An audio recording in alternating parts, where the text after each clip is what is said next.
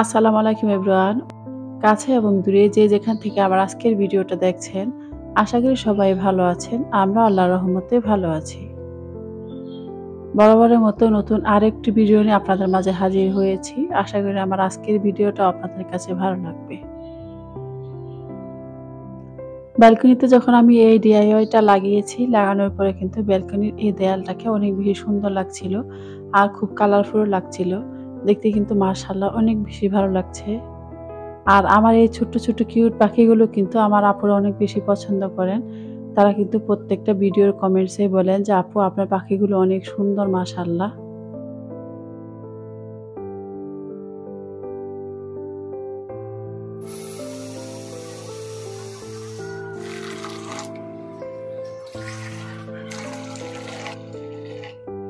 আর এখন এই তো দুপুরে রান্না করব। আর আজকের দুপুরে আমি কাঁকরোল দিয়ে আলু দিয়ে ভাজি করব, মাছ ভুনা করব আর সাথে মসুরের ডাল রান্না করব।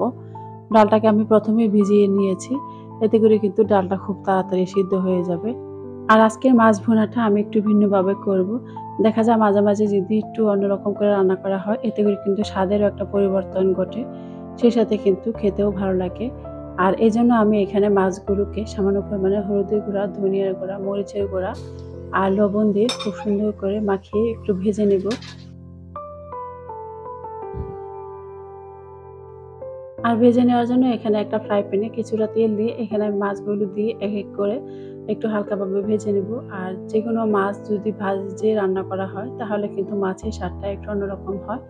যদিও যখনই একদম ফ্রেশ থাকে তাজা যখনই নিয়ে আসে তখনই কিন্তু আমি মাছটা এইভাবেই রান্না করি। কিন্তু অনেকদিন হয়ে গেলে কিন্তু মাছটা একটু ভেজে রান্না করলে মাছের স্বাদটা মনে হয় অন্যরকম লাগে। মাছটা কিন্তু আমার এদিক দিয়ে ভাজা হয়ে গিয়েছে। এখন একটা কড়াইতে সামান্য পরিমাণে তেলে এখানে পেঁয়াজ কুচি দিয়েছি। আর পেঁয়াজ কুচির সাথে সামান্য পরিমাণে কালো জিরা দিয়েছি, গোটা জিরা দিয়েছি আর ২ টা শুকনো মরিচ দিয়েছি। আর এগুলো দিয়ে আমি কিছুক্ষণ ভেজে নিয়েছি।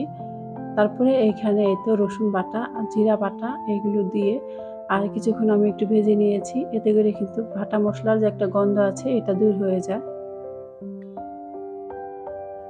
তারপরে যখন ভাজা হয়ে গিয়েছে এই পর্যায়ে সামান্য পরিমাণ পানি দিয়ে এখানে আমি পরিমাণ মতো মরিচের গুঁড়া, ধনিয়ার গুঁড়া, হলুদের গুঁড়া, লবণ দিয়েছি আর সাথে কাঁচামরিচ দিয়েছি। এগুলো দিয়ে খুব সুন্দর করে প্রথমে কষিয়ে নিয়েছি। আর কষানো হয়ে গেলে এখানে সামান্য পরিমাণে পানি দিয়েছি, দিয়ে তরকারিটাকে আরও কিছুক্ষণ রান্না করে নিয়েছি।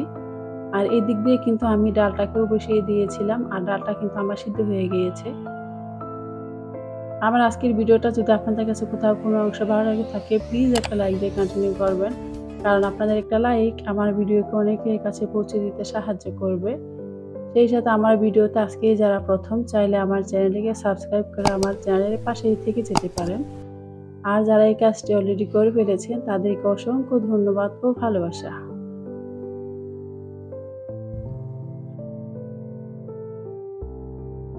আর ঝোলটা যখন একটু ঘন হয়ে গিয়েছে তখন আমি ভেজে রাখা মাছগুলো দিয়ে আরও কিছুক্ষণ রান্না করে নেব। আর এদিক দিয়ে এখন ডালটাকে ফোড়ন দেওয়ার জন্য এখানে সামান্য পরিমাণে তেলে পেঁয়াজ কুচি, রসুন কুচি দিয়েছি। আর এগুলো খুব সুন্দর করে এদিক দিয়ে ভাজা হতে হতেই এদিক দিয়ে তরকারিটাকে আরেকটু আমি নাড়িয়ে নিচ্ছি। দেখা যায় যখনই রান্না করি তখনই ২ চুলাতে তাড়াতাড়ি করে রান্না করে নিই।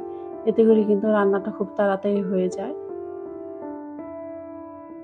আর তরকারিটা কিন্তু আমার একদম হয়ে গিয়েছে। এই পর্যায়ে আমি কিছু ধনিয়া পাতা কুচি দিয়ে দিচ্ছি। ধনিয়া পাতা কুচিটা দিলে তরকারিতে কিন্তু খুব সুন্দর একটা স্মেল আসে।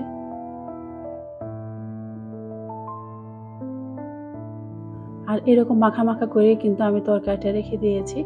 আর এই তো দেখতেই পেয়েছেন কতটা লোভনীয় হয়েছে। আর খেতেও অনেক বেশি মজা হয়েছিল আলহামদুলিল্লাহ।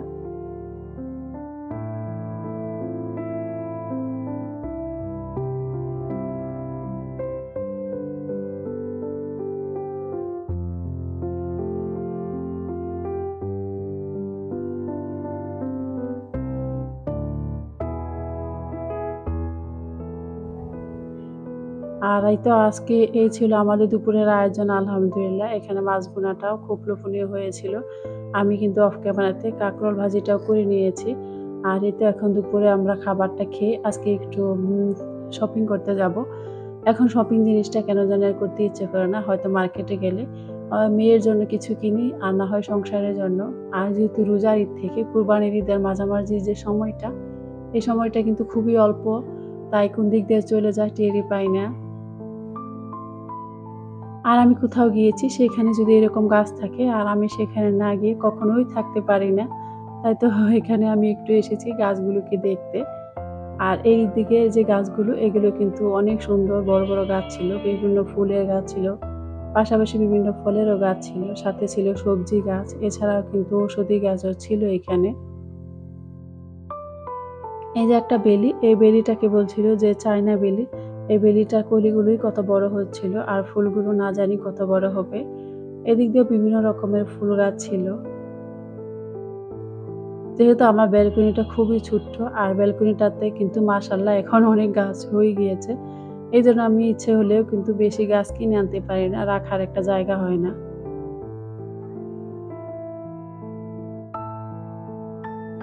আর এদিক দিয়েও বিভিন্ন ধরনের জবা গাছ ছিল আর খুব সুন্দর, সুন্দর বেলি গাছ ছিল। এদিকে আরো কিছু গাছ ছিল।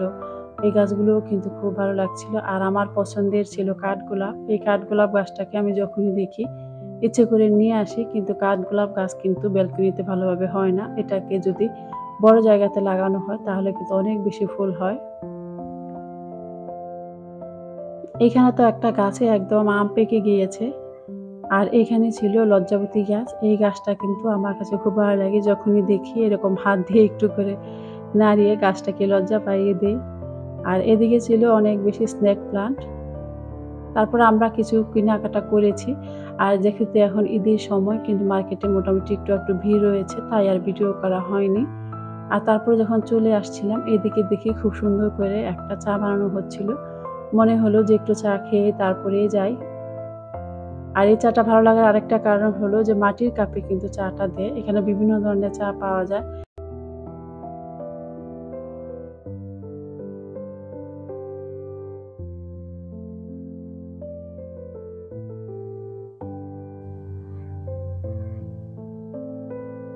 এই তো এখন আমরা চাটা আমি আর মুনতাহার বাবা খেয়ে নিচ্ছিলাম। যেহেতু মাটির কাপে আর একটু গরমও হয়ে গিয়েছিল। আর মুনতাহাকে বেশি চা খাওয়ানোটা একদমই এখন বাদ দিয়ে দিয়েছি। মাঝে, মাঝে কিন্তু অল্প, অল্প খায়। তারপরে বাসায় এসেছি আর কিছুক্ষণ রেস্ট করে কি নিয়ে এসেছি সেগুলো আপনাদের সাথে শেয়ার করছি। এখানে মুনতাহার জন্য একটা স্কার্ট নিয়েছি। এই স্কার্টটাও কিন্তু দেখতে অনেক বেশি সুন্দর ছিল। আর এই যে একটা জামা দেখতে পাচ্ছেন, এই জামাটা কিন্তু আমার বড় আপু মুনতাহার জন্য পাঠিয়ে দিয়েছে। সাথে টুকিটাকি আরো কিছু দিয়েছিল। ওইগুলো আর আপনাদের সাথে শেয়ার করা হয়নি।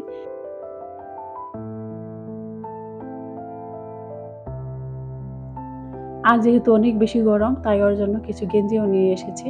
এই গেঞ্জিগুলোর কাপড় অনেক বেশি সফট ছিল। দেখা যায় যে বাড়িতে গেলে জামা পরার কিন্তু সুযোগ হয় না। তাই এরকম গেঞ্জি যদি পরে তার জন্যই কিন্তু নিয়ে এসেছি। আর এখানে খুব সুন্দর একটা পেন আছে। এই পেনটা কিন্তু একদমই হালকা আর খুব বেশি ভারীও না। আর খুব সুন্দর কিন্তু কাজ করাও রয়েছে। আর এই যে ড্রেসটা এটাই কিন্তু মুনতাহার ঈদের জন্য মেইন ড্রেস। আর এটাও খুব সুন্দর। খুব সুন্দর একটা ডিজাইন করেছে। আর কাপড়টাও কিন্তু অনেক বেশি স্মুথ। দেখা যায় যে একটু গরম তাই কিন্তু পরেও আরাম পাবে।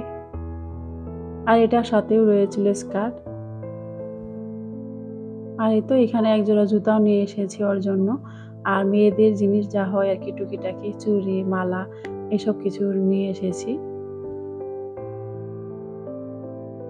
আর আমিও কিছু জিনিস কিনেছি সেগুলো আর আপনাদের সাথে আজকে শেয়ার করলাম না। এমনিতেই ভিডিওটা অনেক বেশি বড় হয়ে গিয়েছে।